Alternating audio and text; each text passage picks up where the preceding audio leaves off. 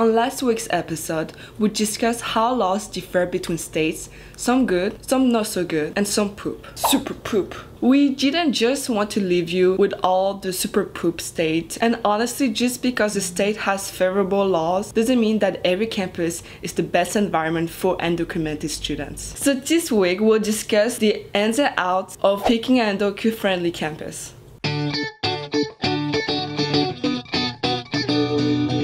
Like I said, not all states are created equal, even when they have the same laws down on paper. Even the pink states that have both tuition equity and state financial aid have different ways of implementing these programs. Take California and Texas, for example.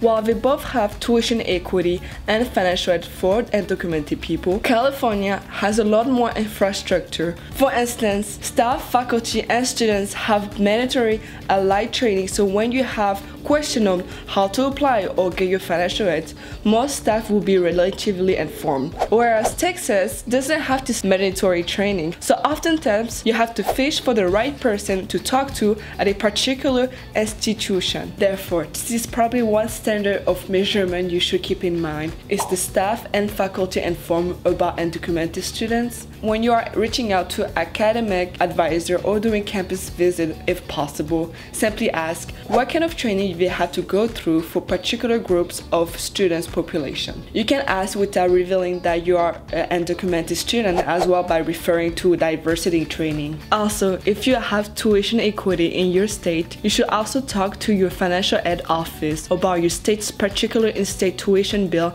and see how well they recognize it. For instance, in Texas, you could say, "Hey, I'm an SB 1528 student.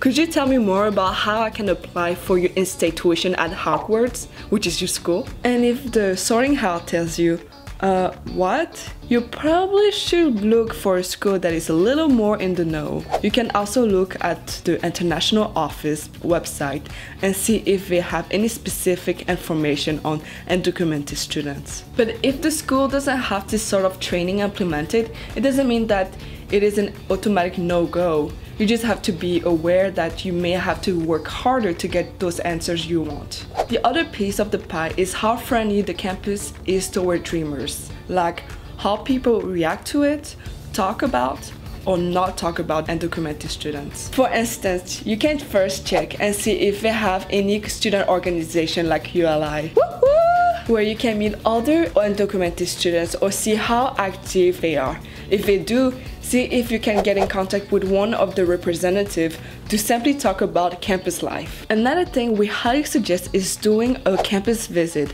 and believe me, we are aware that this is not possible for everyone. Do note that some schools have flying programs where they will basically pay for the majority of the cost of a campus visit. If you can't, you can see if there is a virtual campus visit or check out student reviews on websites such as College Confidential that holds massive forums where people can ask questions about pretty much any university. But we also know that you beautiful people are amazing and complex human beings, and your status does not define you. So if you're curious about what you should consider when choosing a college, check out this video from our college admission series. Other than that, that's all we got for today. Pop those questions you have in the comment section below, and we'll see you next time for College Uncomplicated and Docu.